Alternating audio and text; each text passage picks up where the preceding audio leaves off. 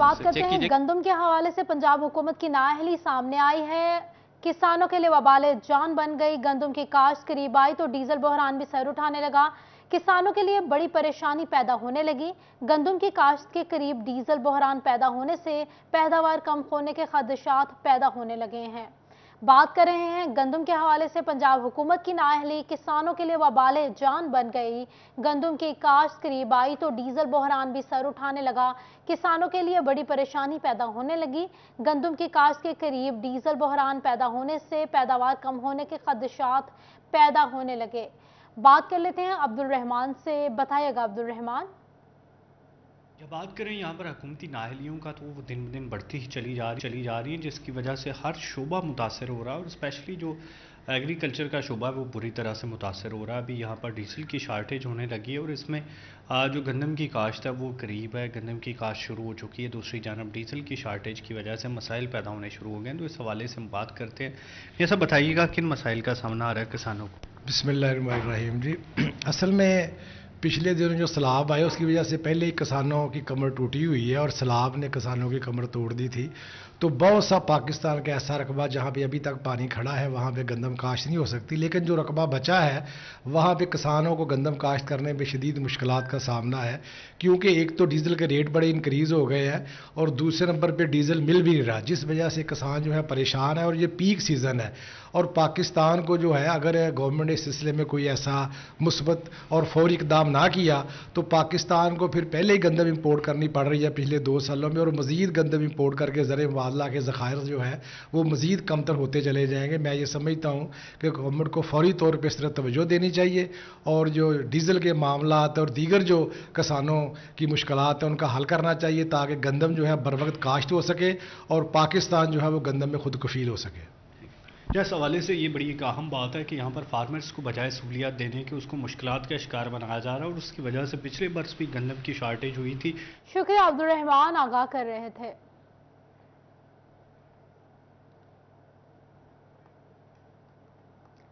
इंतहाई महंगी हो गई है, डीजल का भी शदीद बहरान है। ट्यूबवेल्स बंद तो अब हल चलाने वाले ट्रैक्टर भी काम के ना रहे। जंग के काश्तकारों को गंदम के लिए 6.5 लाख एकड़ पर काश्त का कदम मुश्किल नजर आने लगा। आपको बता रहे हैं बिजली के हवाले से डीजल का भी शदीद बहरान पैदा हो गया है। ट्यूबवेल्स बंद तो अब हल चलाने वाले ट्रैक्टर भी काम के ना रहे। जंग के काश्तकारों को गंदम के लिए 6.5 लाख एकड़ पर काश्त का कदम मुश्किल नजर आने लगा है। बता रहे हैं आपको बिजली इंतहाई महंगी, डीजल का भी शदीद बहरान, ट्यूबवेल्स बंद तो अब हल चलाने वाले ट्रैक्टर भी काम के ना रहे। जंग के काश्तकारों को गंदम के लिए 6.5 एकड़ पर काश्त का कदम मुश्किल नजर आने लगा है। बात कर लेते हैं, हमारे साथ मौजूद हैं अवैस खान जी। बताइएगा अवैस, इस हवाले से।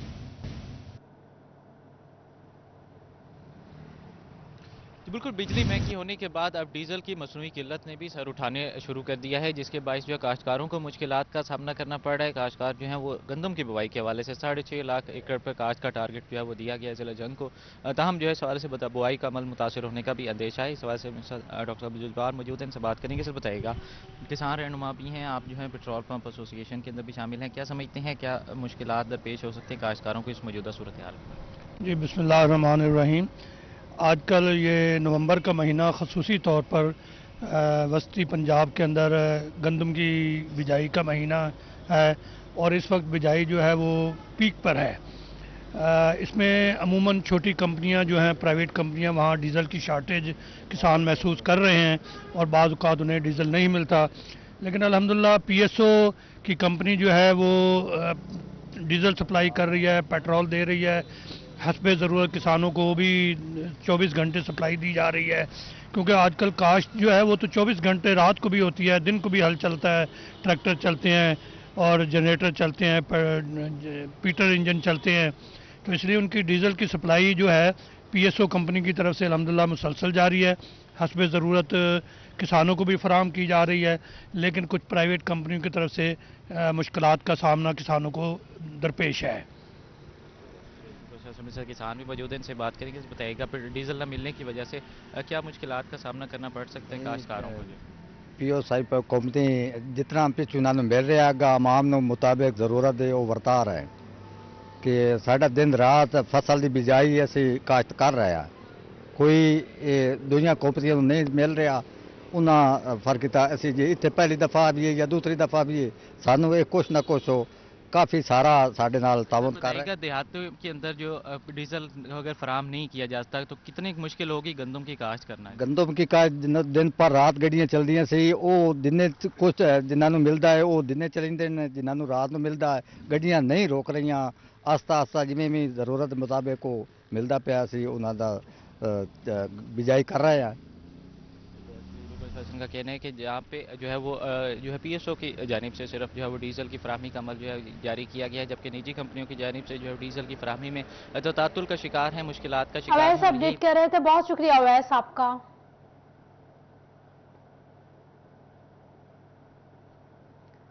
अब बताएं आपको सुई गैस के हवाले से, पहले सुई गैस नायाब हुई, अब लकड़ी की कीमत को भी पड़ लग गई। टोबा टैक्सिंग में फी मन लकड़ी 800 रुपए में बेची जाने लगी। अमीर एलपीजी इस्तेमाल कर सकता है, हमारा चूल्हा लकड़ी से जलता है, कुछ तो तरस खाएं, कुछ तो रिलीफ दें, गरीब की दुहाई। आपको बता रहे हैं अब लकड़ी की कीमत को भी पड़ लग गए हैं। टोबा टैक्सिंग में फी मन लकड़ी 800 रुपए में बेची जाने लगी। अमीर एलपीजी इस्तेमाल कर सकता है, हमारा चूल्हा लकड़ी से जलता है, कुछ तो तरस खाएं, कुछ तो रिलीफ दें, गरीब की हुक्काम को दुहाई। बात करते हैं उसामा यासीन से। उसामा बताइएगा इस हवाले से। जी बिल्कुल, महंगाई के पेश नज़र हर बंदा जो है वो परेशान नज़र आ रहा है। हुकूमत जो है शहरियों को रिलीफ फ्राहम करने में बुरी तरह नाकाम नज़र आ रही है। सुई गैस की बंदिश जो है मुसलसल टोबा टैक्सिंग में जारी है। तो शादियों के सीज़न जा रहे हैं, जिसकी वजह से लकड़ियों के और कोयला जात के भी जो ईंधन है उनकी भी रेट जो है वो आसमानों से बातें कर रहे हैं। परेशान है शहरी, उनसे बात भी कर लेते हैं। अब बताइएगा, लकड़ियाँ लेने आए थे, आप क्या कहेंगे इस हवाले से? लकड़ियाँ लेना आया सीगा जी, बहुत परेशान हाँ। बहुत महंगाई है, महंगाई ने फड़ के बिल्कुल खत्म कर दी है। इस कि अपना जीव दिता जाए। सारा शहर फिर के 800 रुपए मन के हिसाब के नाल लकड़ियाँ। दूसरा जोड़ा अगे दूसरा जोड़ा चलो सस्ती सी, कोई ना कोई गरीब आदमी कोई ना कोई बाल लेंदा सीगा। हुण तो ये तो भी असी तंग हो गए हैं। बाकी दूसरा जोड़ा वा मेहरबानी करके हुकूमत को चाहिए कि साढ़े वास्ते यह कोई ना कोई दूसरा जोड़ा वा गैस वो बंद रही किसी पास चलती। ये फिर साढ़े कोल तो रोटी पकानी भी औखी हो गई। जी बिल्कुल, आपने उनकी बात सुनी। उनका कहना है कि जो अमीर आदमी है वो तो एलपीजी सिलेंडर लेकर इस्तेमाल कर सकता है, लेकिन गरीब जो है वो गरीब आदमी का लकड़ी ही सहारा होती है। लेकिन लकड़ी भी इस बार महंगी। दुकानदार मौजूद है, उनसे बात कर लेते हैं। अब बताइएगा कि कीमतों में इजाफा हो गया, आपका कारोबार कैसा जा रहा है और क्या कहेंगे इस हवाले से? सारा दिन में सिर्फ 3-4 गाहक आते हैं। आज से 3-4 साल पहले तो काफ़ी लकड़ी बिकती थी और सस्ती भी थी, लेकिन आजकल एक दरख्त हम खरीदने जाते हैं ना, पहले आज से 5 साल पहले एक दरख्त हमें 50 मन का 10,000 का मिल जाता था। अगले दिन मैं गया हूँ, एक आम का दरख्त था, उसकी उसने ज़मींदार ने 40,000 रुपये मुझसे मांगे और उस दरख्त में सिर्फ 50 मन लकड़ थी। आप खुद इससे अंदाज़ा लगा लें कि ज़मींदार कितनी लकड़ी महंगी देता है। अगर हम काट कर लें, हमारी मजदूरी भी पड़ती है, उसको वजह के काटना भी पड़ता है, आरे पर भी जाना पड़ता है। इसलिए हम भी बहुत परेशान हैं। हम क्या करें, हमें भी कुछ बच्चों की रोटी वजह के चाहिए। सुबह के बैठे हैं, ये बाबा जी एक गाहक आए हैं जिन्होंने सिर्फ 15 किलो लकड़ी ली है, इससे हमारे 20-25 रुपए बचेंगे। दिन में 4-5 गाहक आएंगे। हुकूमत से चाहिए को इसका बंदोबस्त किया जाए। गैस भी बंद रहती है, हम बहुत परेशान हैं।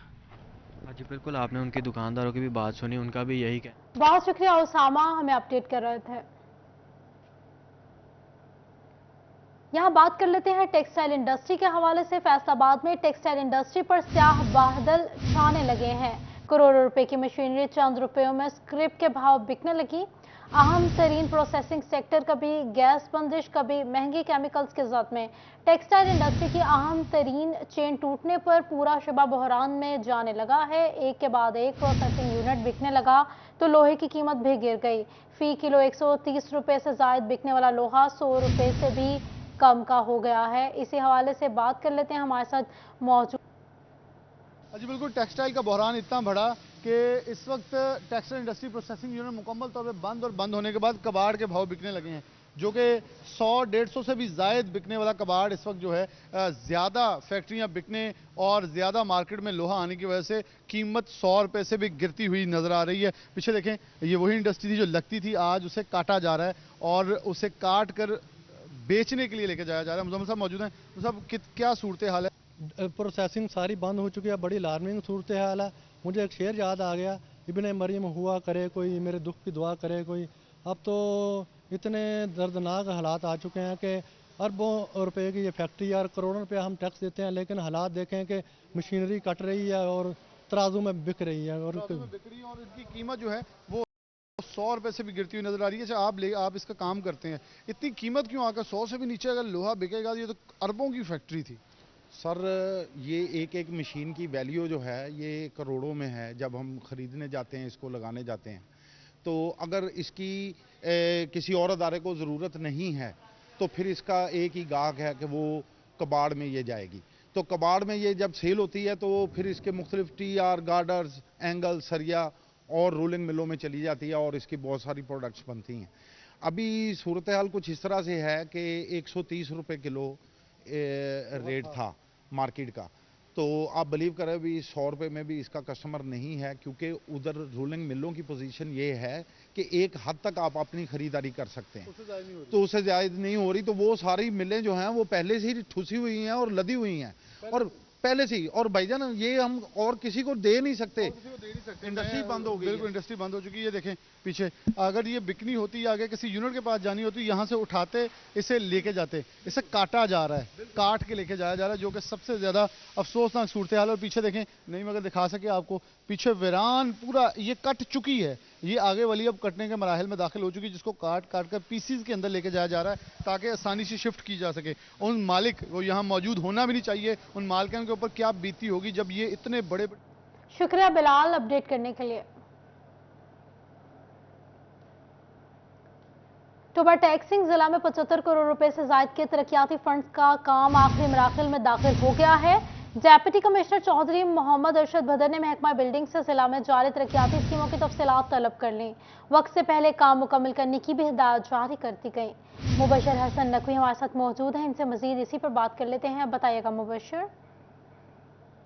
जी बिल्कुल, ज़िला टोबा टैक्सिंग में 75 करोड़ रुपए से ज़ायद की स्कीमें ऐसी हैं जिनको महकमा बिल्डिंग मुकम्मल कर रहा है। इनमें ज़्यादातर सरकारी इमारात हैं जिनका जो काम है वो आखिरी मराहल में दाखिल हो चुका है। और डिप्टी कमिश्नर टोबा टैक्सिंग चौधरी मोहम्मद अरशद ने महकमा बिल्डिंग से तफसीलात भी तलब की हैं और अफसरान को हिदायत की हैं कि मुकर्ररा वक्त से पहले इन तमाम तर स्कीमों को मुकम्मल किया जाए। इसमें जो सबसे बड़ी स्कीम जो है वो टोबा टैक्सिंग में डिप्टी कमिश्नर दफ्तर के अंदर ही जो कॉम्प्लेक्स बन रहा है, ये एक बड़ा मनसूबा था जिसको मुकम्मल होने के बाद यहाँ पर जो काम करने वाले मुलाजमीन हैं उनकी मुश्किलात कम होंगी, क्योंकि टोबा टैक्सिंग में जो मुलाजमीन थे उनके पास जो दफातर के लिए जगहें कम हैं और जो दफातर मौजूद हैं उनकी इमारतें खस्ता हाल हैं। बिलाशुबा इस कॉम्प्लेक्स के बनने से जो है वो मुलाजमीन की मुश्किलात कम होंगी। इन स्कीमों में जहाँ पर डिप्टी कमिश्नर ऑफिस में कॉम्प्लेक्स मौजूद है, उसके साथ साथ चाइल्ड प्रोटेक्शन यूनिट मौजूद है, satellite station of Punjab forensic science agency भी जो है वो टोबा टैक्सिंग में महकमा बिल्डिंग ही मुकम्मल कर रहा है। इसके साथ साथ जो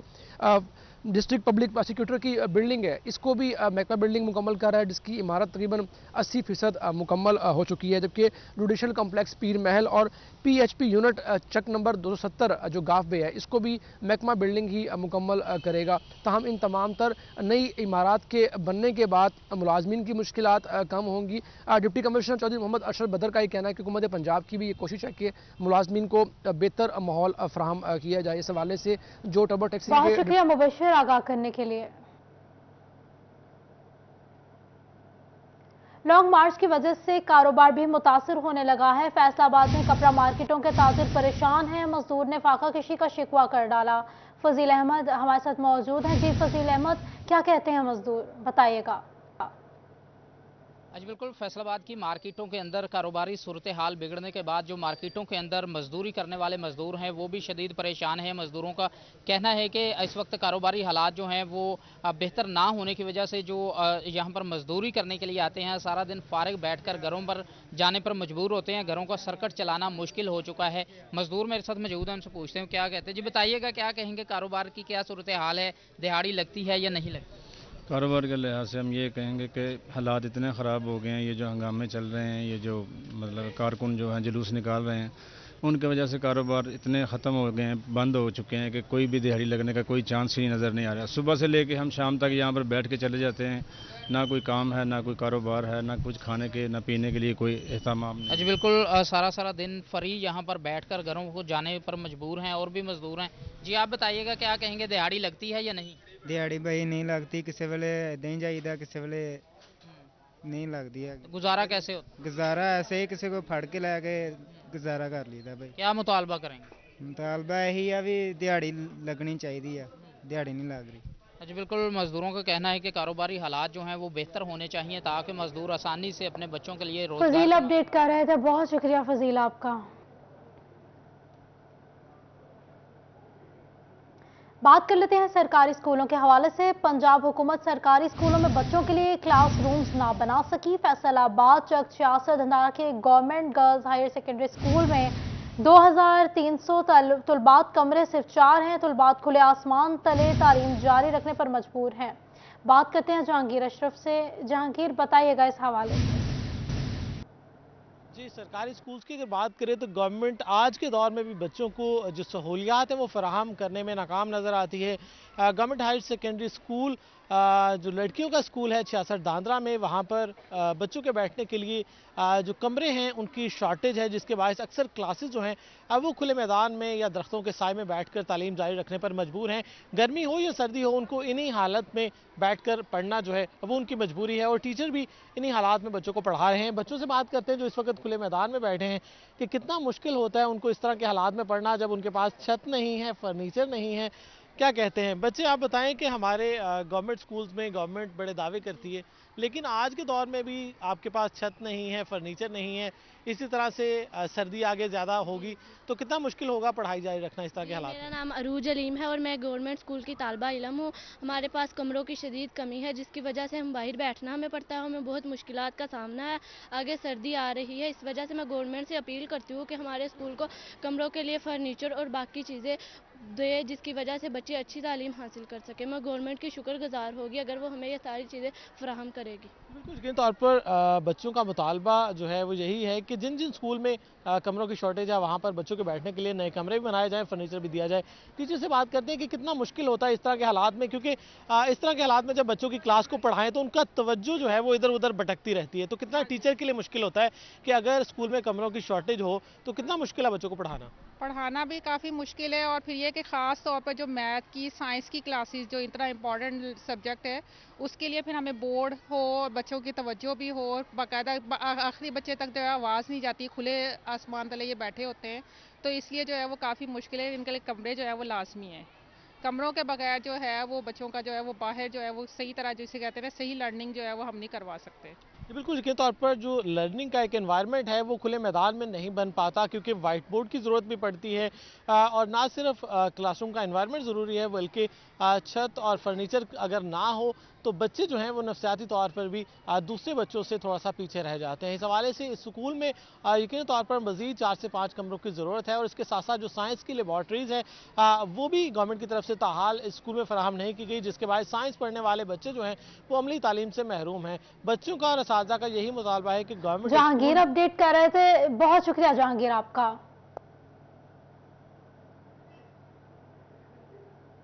फैसलाबाद में अलाइड अस्पताल में डेंटल सेक्शन में दांतों के इलाज मुआवजे के लिए आए मरीजों को मुश्किलात का सामना है। डिवीजन के सबसे बड़े डेंटल यूनिट के पास दांतों और दाढ़ की बढ़ाई उन्हें डेड करने वाला मसाला खत्म हो गया है। दूर दराज से आए मरीज ख्वार होने लगे हैं। आपको बता रहे हैं मरीजों की मुश्किलात के हवाले से। फैसलाबाद में अलाइड अस्पताल डेंटल सेक्शन में दांतों के इलाज मुआवजे के लिए आए मरीजों को मुश्किलात का सामना है।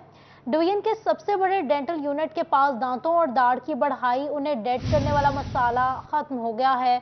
दूर दराज से आए मरीज ख्वार होने लगे हैं। जी आज़ादार हुसैन हमारे साथ इसी हवाले से मौजूद हैं। बताइएगा डेंटल सेक्शन में मसाला कब से खत्म हुआ है आज़ादार? आज बिल्कुल हुकूमत की जानिब से फैसलाबाद अलाइड अस्पताल में डिवीज़न का सबसे बड़ा डेंटल सेक्शन बनाया गया है और यहाँ पे डिवीज़न भर से मरीज़ दांतों के अमराज में मुब्तला जो मरीज़ हैं वो इलाज मुआवजे के लिए डेंटल सेक्शन अलाइड अस्पताल का रुख कर रहे हैं। मगर यहाँ पे मटेरियल जो कि दांतों की या दाढ़ की फिलिंग के लिए इस्तेमाल किया जा रहा है या दांत और जो दाढ़ है उसे डेड करने के लिए जो मटेरियल इस्तेमाल किया जा रहा है वो यहाँ पे ख़त्म है, जिसके सबब मरीज़ों को जो मुश्किलात का सामना करना पड़ रहा है। हमारे साथ यहाँ डेंटल वार्ड में मौजूद जो मरीज़ और उनके तीमारदार जो कि यहाँ पे इलाज मुआवजे की गर्ज से आ रहे हैं वो मौजूद है, उनसे बात करते हैं। सर क्या कहेंगे, यहाँ पे मटेरियल ख़त्म हुआ है? जी बिल्कुल, ये जो हॉस्पिटल है पूरी डिवीज़न में सबसे बड़ा हॉस्पिटल है और इसमें जो डेंटल है आउटडोर का ये भी सबसे बड़ा है और इसमें जो टीथ की फिलिंग का जो मटेरियल होता है वो कम्प्लीटली तौर पे ख़त्म हो चुका है, तो जिसकी वजह से सारे मरीज़ जलीलो ख़वार हो रहे हैं। तो ये हमारी सूबाई जो हुकूमत है उसको चाहिए कि फ़ौरन ये मटेरियल फ्राहम करे और ख़ुसूसन बखसूस जो सूबाई मिनिस्टर हैं सेहत की यास्मीन राशिदा साहब, उनसे अपील है कि ये मरीज़ों को जो है वो मुहैया की जाए, हॉस्पिटल को मुहैया की जाए ताकि मरीज़ जलीलो ख्वार होने से बच जाए। शुक्रिया आज़ादार हुसैन अपडेट करने के लिए। फैसलाबाद में सीपीओ कॉम्प्लेक्स की तमीर नो का मंसूबा सीपीओ ने महकमा बिल्डिंग्स का तैयार करदा नक्शा मंजूर कर लिया है। जल्द से जल्द तामीराती काम शुरू करने की हिदायत कर दी गई है।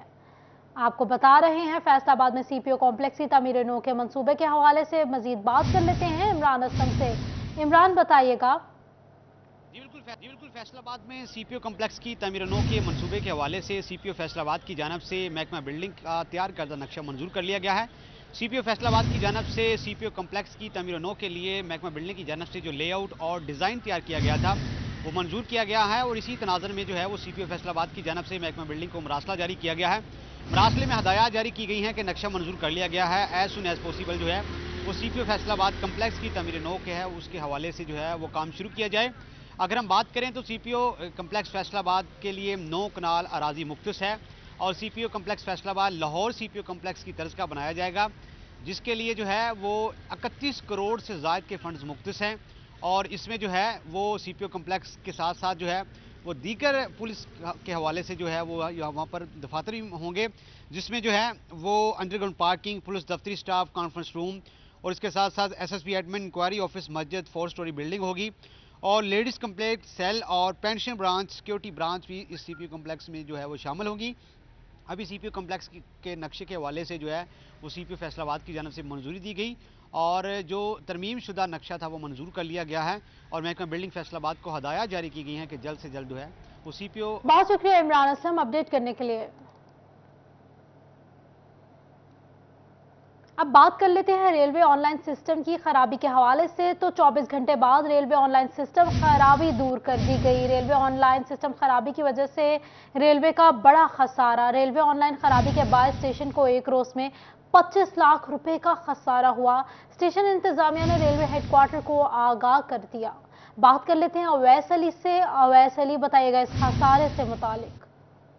जी बिल्कुल, 24 घंटे बाद रेलवे ऑनलाइन सिस्टम की खराबी जो है वो महकमा रेलवे की जानिब से दूर कर दी गई है। रेलवे ऑनलाइन सिस्टम खराबी की वजह से रेलवे को बड़े खसारे का जो है वो सामना करना पड़ा है। सिर्फ फैसलाबाद रेलवे स्टेशन पर 24 घंटे ऑनलाइन सिस्टम बंद रहने की वजह से महकमा रेलवे को 25 लाख रुपए से ज़ायद का जो है वो खसारा हुआ है और इसी वाले से फैसलाबाद रेलवे इंतजामिया ने रेलवे हेडक्वार्टर को आगाह कर दिया है। रेलवे ऑनलाइन सिस्टम खराबी के बायस गुज़िश्ता रोज में 10,000 से ज़ायद जो टिकट हैं अब वो जारी नहीं हो सके हैं। ऑनलाइन सिस्टम खराबी जो है वो महकमा रेलवे की जानिब से दूर कर ली गई है। मुसाफिरों को जो है वो बहुत मुश्किलात का सामना करना पड़ा। फैसलाबाद रेलवे स्टेशन पर सैलाब के पेश नज़र पहले ही कराची जाने के लिए सिर्फ 3 ट्रेनें जो हैं वो चलाई जा रही हैं। 3 ट्रेनें अब 2 माह से बंद पड़ी हुई हैं। महकमा रेलवे को पहले ही खसारे का सामना है। खसारे में डूबे रेलवे का पैरों पर खड़ा होना जो है वो मुश्किल दिखाई दे रहा है और ऐसे में महकमा रेलवे के इंतजामी अमूर जो है वो जो है वो बड़ी रुकावट बने हुए हैं और खसारे का सबब। शुक्रिया अवैस अपडेट करने के लिए। बताया आपको बारिश के हवाले से चिरौट में बारिश होने से भी इलाकों में पानी जमा हो गया है। जंग रोड से मलहका रजवा रोड, कचहरी रोड, शालीमार पार्क रोड और मोहल्ला गफूराबाद रोड्स पानी में डूब गई। ताज मस्जिद की सीवरेज लाइन बंद होने से पानी घरों में दाखिल होने लगा। बात कर लेते हैं बाबर मुनीर से। बाबर बताइएगा। बिल्कुल जी, रात गए चिनोट गिरदोनवा में तेज़ बारिश हुई है। इससे नशेबी इलाकों में जगह जगह पर पानी जो है वो जमा हो गया। मोहल्ला गफूराबाद हो या झंग रोड से मुल्हिका रजवा रोड, जगह जगह पर पानी जमा है, जिससे न सिर्फ रोड पर ट्रैफिक रवानी मुतासर हो रही है बल्कि जो गुजरने वाले राहगीर हैं उन्हें भी मुश्किलात का सामना करना पड़ रहा है। इलाका मकीन मौजूद है, उनसे बात करते हैं।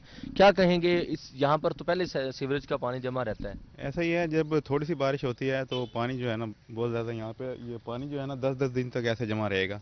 एक ये रास्ता है, एक दूसरा रास्ता वहाँ भी ऐसा ही है, दोनों रास्ते पे पानी ऐसे ही जमा रहता है। और वैसे भी सीवरेज का मसला है, तो पानी ऐसे ही हमारा मुतालबा यही है बल्दिया से कि इसको जल्द से जल्द क्लियर किया जाए और इसकी जो है सीवरेज का इंतज़ाम भी मुकम्मल किया जाए।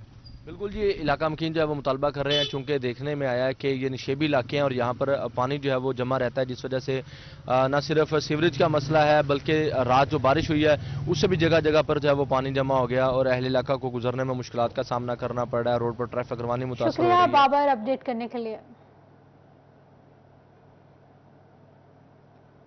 अब बात कर लेते हैं पुलिस एहलकारों की अच्छी कारकर्दगी के हवाले से। पुलिस एहलकारों को अच्छी कारकर्दगी पर दिए जाने वाले नकद इनामात फोटो सेशन तक महदूद रह गए। 3 माह के दौरान 200 से ज्यादा एहलकारों के लिए अच्छी कारकर्दगी पर नकद इनामात का ऐलान किया गया। इनाम की रकूम के सर्टिफिकेट देने का फोटो सेशन भी करवाया गया, मगर इनामी रकम किसी एक एहलकार को भी मौसूल ना हो सकी। बात कर लेते हैं तैयब से। जी तैयब, बताइएगा इनामी रकम क्यों मौसूल नहीं हो सकी? जी बिल्कुल, फैसलाबाद पुलिस अफसरान की जानिब से अच्छी कारकर्दगी पर अहलकारों को नकद इनामात का जो सिलसिला था वो सिर्फ फोटो सेशन तक महदूद रहा। गुज़िश्ता 3 माह के दौरान 200 के लगभग पुलिस अहलकारों को 6 लाख रुपए से ज़ायद की इनामी रकम का ऐलान किया गया और इनामी रकम का सर्टिफिकेट देते हुए अफसरान की जानिब से फ़ोटो सेशन भी करवाया गया, मगर 3 माह के दौरान किसी एक अहलकार को भी इनाम की रकम वसूल नहीं हो सकी। फैसलाबाद में बेस्ट SHOs के तौर पर भी 3 SHOs को 50-50 हज़ार रुपये के इनामी रकम का ऐलान किया गया और उस इनामी रकम के सर्टिफिकेट्स फैसलाबाद पुलिस के CPO की जानिब से उनको फराहम भी किए गए। इसी तरह 165 के लगभग पुलिस अहलकारों को आला अफसरान की जानिब से नकद इनामात और तारीफी इसनाद भी तकसीम की गई। नकद इनाम का सिर्फ सर्टिफिकेट तकसीम किया गया, फोटो सेशन करवाया गया, मगर किसी एक भी अहलकार को 1000 या 2000 रुपये का जो इनाम था वो भी अभी तक मिल नहीं सका। CPO दफ्तर ज़राए का इस हवाले से कहना था कि इनामी रकम के हवाले से IG दफ्तर को आगाह कर दिया गया है। जो भी पुलिस अहलकार जिनको इनाम की रकम का ऐलान किया गया था अगले 1 से 2 माह में उनकी तनख्वाहों में वो इनामी रकम जमा करके उनके अकाउंट में भिजवा दी जाएगी। लेकिन फैसलाबाद पुलिस के अहलकारों ने नाम ज़ाहिर ना करने की शर्त पर बताया है कि रवा साल जितने भी इनामात का ऐलान किया गया उनमें से सिर्फ और सिर्फ 10% अहलकारों को इनामात मिले हैं। 90% अहलकार ऐसे हैं जो रोजाना की बुनियाद पर अफसरान के दफातर में चक्कर काट रहे हैं। मुतलका ब्रांचेस के चक्कर लगाकर वो शटर काक बन चुके हैं, मगर अभी तक। शुक्रिया तैयब अपडेट करने के लिए।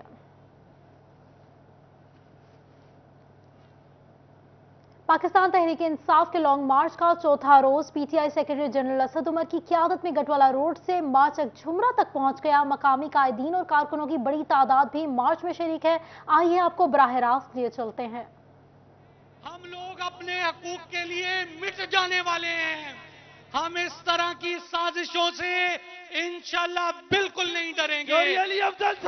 ये मौत हमें नहीं डरा सकती, क्योंकि हम फैज अहमद फैज साहब के इस फलसफे पर चलने वाले लोग हैं कि जिस धज से कोई मक्तल को गया, जिस धज से कोई मक्तल को गया वो शान सलामत रहती है।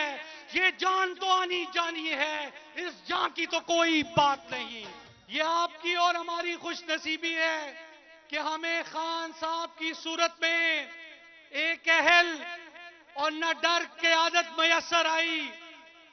खान साहब ना खुद किसी के सामने झुके, ना इस कौम को कभी झुकने दिया। खान साहब ने ना कभी अपने जमीर का सौदा किया, ना कौमी गैरत पे कोई समझौता किया।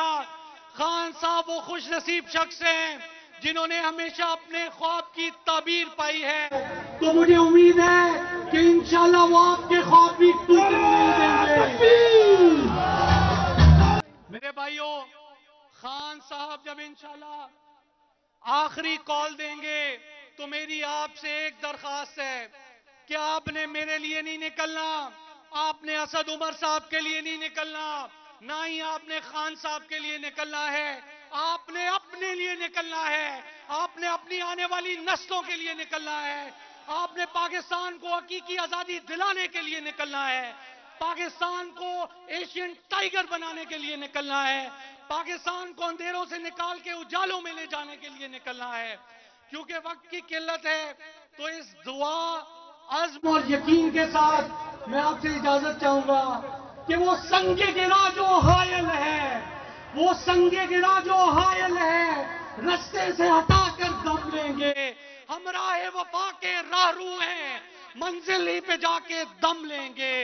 ये बात या है दुनिया पर, हम फूल भी हैं तलवार भी हैं, या बज़्म में जहां महकाएंगे या खून में नहाकर दम लेंगे। अरबाबे हुकूमत से कह दो, अरबाबे हुकूमत से कह दो, ये अज़्म किया है हम सब ने। अरबाबे हुकूमत से कह दो, ये अज़्म किया है हम सब ने। जो हक के मुकाबिल लाएगा, हम इसको मिटाकर दम लेंगे। नारे तकबीर! जो सीना दुश्मन चाक करे, बातिल को मिटाकर खाक करे, ये रोज का किस्सा पाक करे, वो जर्ब लगाकर दम लेंगे। ये इंपोर्टेड सरकार भला क्या खाक डराएगी हमको, हम राह वफा के राहरू हैं, मंजिल ही पे जाके दम लेंगे। इस देश के जर्रे जर्रे को, इस देश के जर्रे जर्रे को हम अपने खून से सींचेंगे। अल्लाह की कसम इस धरती को गुलजार बना के दम लेंगे। बहुत शुक्रिया। पाकिस्तान तहरीक इंसाफ के लॉन्ग मार्च का चौथा रोज है। सेक्रेटरी जनरल असद उमर की क़ियादत में मार्च झुमरा पहुंच गया। मार्च में मकामी कायदीन और कारकुनान की बड़ी तादाद की शिरकत हुई है। पीटीआई लॉन्ग मार्च का आज आखिरी पड़ाव जड़ावाला में होगा। अब आपको बताएं, चेन्योट में हकीकी मार्च के हवाले से, चेन्योट में हकीकी आज़ादी मार्च को कामयाब बनाने के लिए सरकारी मशीनरी का बेदरेग इस्तेमाल हुआ है। जिला इंतजामिया के मुलाजमीन खुद सरकारी खंभों पर पीना फ्लेक्सेस लगाए गए हैं। बात कर लेते हैं बाबर मुनीर से। जी बाबर, बताइएगा। थोड़ी देर में बाबर हमें ज्वाइन करेंगे। अभी आपको बता रहे हैं, चेन्योट में हकीकी आज़ादी मार्च को कामयाब बनाने के लिए सरकारी मशीनरी का बेदरेग इस्तेमाल हुआ है। जिला इंतजामिया के मुलाजमीन खुद सरकारी खंभों पर पेना फ्लेक्सेस लगाने में मसरूफ हैं। बात कर लेते हैं बाबर मुनीर से। बाबर, बताइएगा। जी फिजा, चिन्योट में हकीकी आज़ादी मार्च को कामयाब बनाने के लिए सरकारी मशीनरी का बेदरेग जो है वो इस्तेमाल किया जा रहा है और पंजाब हुकूमत सियासी माहौल के लिए जो है वो मुतहरक नजर आ रही है। जिले इंतजामिया के मुलाजमीन जो है वो खुद सरकारी खंभों पर चढ़कर पेनाफ्लेक्सेस जो है वो लगा रहे हैं।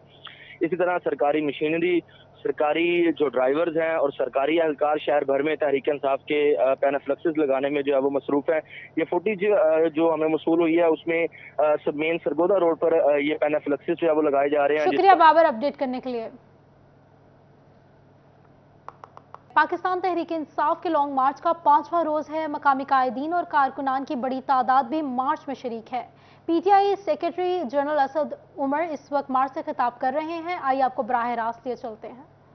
ने साबित किया है कि अपनी कौम के लिए जान देने के लिए तैयार होने के लिए खाकी वर्दी पहना जरूरी नहीं है। कप्तान जब कहता है कि मेरी जान से ज्यादा मेरी कौम की आजादी जरूरी है, तो उसने साबित किया है कि उसमें यकीन रखता है।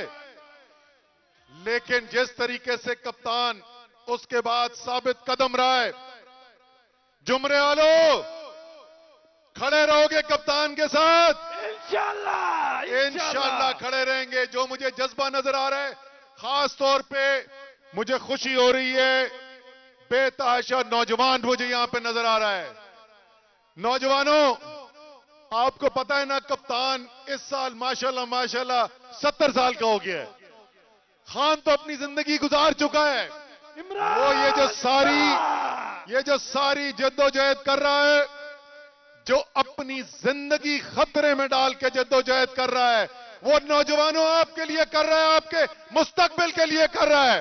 अब जरा सा थोड़ी सी बात मैं इस पे करूंगा कि ये जो हम मुतालबा कर रहे हैं, कप्तान मुतालबा कर रहे हैं, हम सब मुतालबा कर रहे हैं कि एक नया इलेक्शन होना चाहिए। अली अफजल साई पहली दफा इलेक्शन जीत के आया है, वजीर बना हुआ है, लेकिन उसके बावजूद कहता है इलेक्शन कराओ। तो क्यों कह रहा है? क्या हो रहा है मुल्क के साथ, जिसकी वजह से जरूरी है कि एक इलेक्शन फौरी तौर पर करवाया जाए। पहली बात कि ये जो 75 साल से मजाक चल रहा है इस मुल्क के अंदर, पाकिस्तान के, आपकी जिंदगी के, आपके मुस्तकबिल के फैसले कभी लंदन बैठ के हो रहे हैं, कभी अमेरिका बैठकर हो रहे हैं, कभी पाकिस्तान के बंद कमरों के अंदर साजिशें करके डीले करके हो रहे हैं, कभी जमीरों की मंडी लगाकर हो रहे हैं। एक दफा पाकिस्तान के अवाम ने पैगाम भेजना है कि हम कोई गुलाम तो नहीं है। ये जो हमें बताते हैं ना कि बाहर वालों की बात माननी पड़ती है, सर झुका के जिंदगी गुजारनी पड़ती है, क्योंकि हम बेकारी हैं। ये कौम, ये 22 करोड़ की गैरतमंद कौम कोई बेकारी नहीं है। चक झुमरे वालों, मैं आपसे सवाल पूछता हूं, आपने अमेरिका वालों की कोई मज चुराई है? तो क्यों माने हम अमेरिका की बात? जो पाकिस्तान के फैसले होने, न वो अमेरिका में होने, न वो लंदन में होने, वो फैसला होगा तो फैसला बाद में होगा, तांदड़िया वाला में होगा, जड़ा वाला में होगा, चक झुमरे में होगा। पाकिस्तान तहरीक इंसाफ, इमरान खान जिंदाबाद, पाकिस्तान जिंदाबाद। दूसरी बात, अली अफजल साई। मैं इसे बता, इधर नौजवान तो मुझे नजर आ रहे हैं और बड़ा जोश और जज्बा भी इन पे नजर आ रहा है, लेकिन जितना जज्बा इस वक्त मुझे इस बाबा जी में नजर आ रहा है ना, राणा सनाउल्लाह बचना बड़ा जज्बा थे। सेक्रेटरी जनरल असद उमर मार्च की क़यादत में मार्च से खिताब कर रहे थे। अब बात कर लेते हैं माहौलियाती आलूदगी की। माहौलियाती आलूदगी पर काबू पाने के लिए महकमा माहौलियात फैसलाबाद सरगर्म है। 13 दिन में माहौलियाती आलूदगी का 22 बनने वाले 44 यूनिट सील कर दिए गए। बात कर लेते हैं, हमारे नुमाइंदे वकास बेग मौजूद है हमारे साथ। जी बताइएगा वकास। फैसलाबाद शहर में माहौलियाती आलूदगी को बढ़ने से रोकने के लिए महकमा माहौलियात के 4 स्पेशल स्क्वाड जो है वो इस वक्त फील्ड में मौजूद हैं, जिनकी जानिब से न सिर्फ मुख्तलिफ सनती और भट्टों को चेक किया जाता है बल्कि दीगर यूनिट्स के खिलाफ जो है वो कार्रवाइयाँ भी की जाती हैं। इस हवाले से अगर मैं बताते चलूँ तो रवां माह के पहले 13 दिन के अंदर जो है 44 ऐसे यूनिट सील कर दिए गए हैं जो कि माहौलियाती आलूदगी फैलाने का सबब बन रहे थे, जबकि 20 अफराद के खिलाफ जो है वो मुख्तलिफ थानों के अंदर मुकदमात भी दर्ज करवाए गए हैं और 14,50,000 से जायद के जुर्माने जो हैं वो भी किए गए हैं माहौलियाती आलूदगी फैलाने वाले यूनिट को, खा वो ईंटों के भट्टे हों या दीगर सनती यूनिट हों। डिप्टी डायरेक्टर माहौलियात हमारे साथ मौजूद हैं, इनसे भी हम पूछेंगे। सर ये बताइएगा कि किस तरह से कार्रवाइयाँ की जाती हैं महकमा माहौलियात की जानिब से, चूंकि अभी स्क्वाड जो हैं वो नए तश्कील दिए गए हैं, तो स्क्वाड के लिए क्या जोनिंग की गई है और किस तरह से ये स्पेशल स्क्वाड जो है ये कार्रवाई करेंगे? जी बिस्मिल्लाहिर्रहमानिर्रहीम। स्मोक की बढ़ती हुई सूरत हाल को मद्देनज़र रखते हुए डीसी साहब ने स्पेशल 4 स्क्वाड बनवा दिए हैं डिस्ट्रिक्ट लेवल पे, जो मुख्तलिफ इलाकों का दौरा करते हैं, उसमें देखते हैं कि कोई इंडस्ट्री जो SOP की खिलाफ वर्जी कर रही है या कोई भट्टा SOP की खिलाफ वर्जी कर रहा है, उसमें वो कोयला जो है वो पीस के नहीं डाल रहा या ब्लोर नहीं लगाया हुआ या ज़िग ज़ैग भराई नहीं उसकी है या खुडे नहीं चेंज किए हुए या उसकी गुलाइयाँ नहीं चेंज की हुई, तो उसकी खिलाफ वर्जी पर SOP की खिलाफ वर्जी पर हम उसको 50,000 से लेके 1 लाख तक जुर्माना करते हैं। अगर दूसरी दफ़ा देखें कि फिर वही वो कर रहा है तो फिर उसको हम सील कर देते हैं। अपडेट करने के लिए बताएं, आपको डेंगू के हवाले से सोशल वेलफेयर जंग की जानिब से बड़ा कदम सामने आया है। डेंगू के खात्मे के हवाले से सर्वे का फैसला, सवालनामा तश्कील दे दिया गया। बात कर लेते हैं मोहम्मद रमज़ान मिर्ज़ा से, बताइएगा इस हवाले से।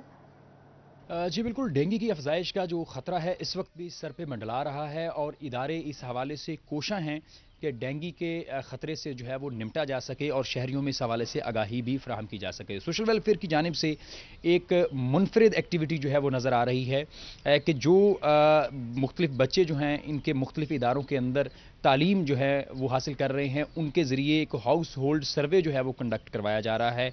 23 सवालात पर मुश्तमिल एक सवालनामा तलबा के ज़रिए घरों तक भिजवाया जा रहा है और उसके ऊपर जो रिज़ल्ट्स हैं वो कंपाइल किए जा रहे हैं। और हमारे साथ इस वक्त डेप्टी डायरेक्टर सोशल वेलफेयर मौजूद हैं, उनसे बात भी करते हैं। सर, ये बताइएगा इसमें कौन से अहम सवालात जो हैं वो शामिल हैं और उसके क्या आप समझते हैं क्या उसका फ़ायदा होने वाला है? जी, बिस्मिल्लाहिर्रहमानिर्रहीम। ये हम लोगों ने 23 क्वेश्चन जो है वो हमने डिज़ाइन किए, जो बेसिकली जो है ना वो उनकी सफाई के रिलेटेड हैं कि क्या आज आप छत पर गई थी तो कौन कौन से बर्तन वहाँ मौजूद थे।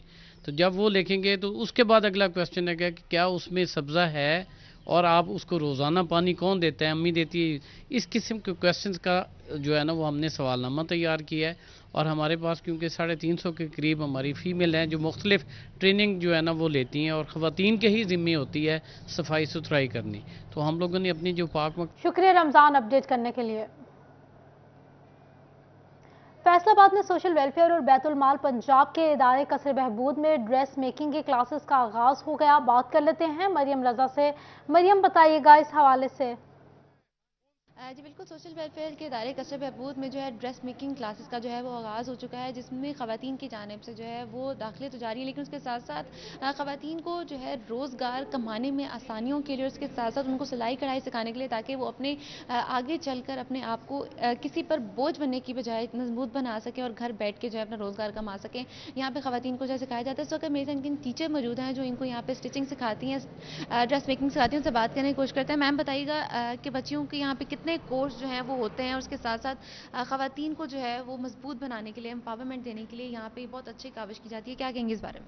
हाँ जी, अस्सलाम वालेकुम। मैं ये कहना चाहूँगी कि हमारे इदारे में जो है इस वक्त मुख्तलिफ कोर्सेज़ करवाए जा रहे हैं स्किल डेवलपमेंट के, जिसमें स्टिचिंग है, जिसको ड्रेस मेकिंग और एम्ब्रॉयडरी का नाम दिया गया है। इसके अलावा जो है हमारे पास ब्यूटिशियन कोर्स है जिसमें सेल्फ ग्रूमिंग भी है और इसके अलावा जो है उसमें आपके प्रोफेशनल कोर्स भी आ जाता है। बाकी जो है हमारे कंप्यूटर से रिलेटेड कोर्सेज़ हैं, फिर फ़ाइन आर्ट्स है, फैशन डिज़ाइनिंग है, टेक्सटाइल डिज़ाइनिंग है और इसके अलावा हमारे पास जो है स्पोकन इंग्लिश भी है। मैं इस वक्त जो है ड्रेस मेकिंग की इंस्ट्रक्टर हूँ और इसमें हम 2 तरह के कोर्सेज़ करवा रहे हैं। एक इसमें हमारा शॉर्ट कोर्स है 3 मंथ्स का डोमेस्टिक टेलरिंग के नाम से, ये हमारा पंजाब टेक्स्ट बोर्ड से एफिलेटेड है, ठीक है। और दूसरा कोर्स हम करवा रहे हैं 6 मंथ का। ये भी हमारा जो है एग्ज़ाम होता है, बच्चों को इसमें जो है स्किल दी जाती है। इसमें बेसिक से लेकर कटिंग, पैटर्न मेकिंग, स्टिचिंग मुकम्मल सिखाई जाती है, जिसमें डिज़ाइनिंग भी आती है।